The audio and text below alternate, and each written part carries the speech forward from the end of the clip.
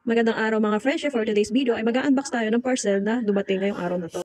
Hindi ko nga alam kung paano ko ba ayusin ang isang katutak na sapatos namin, kaya eto, naka-order na naman ang inyong friendship ng isang shurak. Hindi ko nga alam na ganito palang katagal mag-assemble ng isang shurak, 4 na oras kong ginagawa itong shurak na hinayupak na ito. May manual ng kasama pero hindi mo naman maintindihan sa sobrang labo ng sulat at ng picture na nakalagay. Naumpisahan ko din sa wakas dahil nakahanap ako ng isang nag-upload sa YT ng ganitong shurak.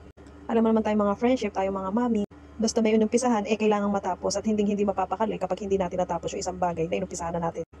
Isa pa sa nagpapainit ng ulo ko ay yung 2 kong anak na gustong-gustong nakikisali kapag may ginagawa talaga ang kanilang mama. Yung naiinis ka na kasi hindi mo mabuo-buo yung binili mo. Tapos makikisabay pang makigulo yung 2 chikiting ko, diba? Alam niyo ba mga friendship na kailang baklas ako at hindi ko mailagay yung mga pintuan ng itong surak na to. Gusto ko na nga ibalik sa seller dahil hindi ko talaga mabuo dahil hindi naman nagre-reply yung seller kung paano ko ba mabubuo itong surak na to.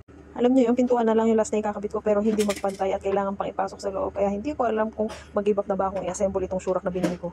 Hindi ko na nga na-video mga Mars kung paano ko ba ikinabit yung pintuan dahil nag-give up na nga din yung aking cellphone at nalobat na inunahan pa ako mag-give up sa pag-assemble ng surak.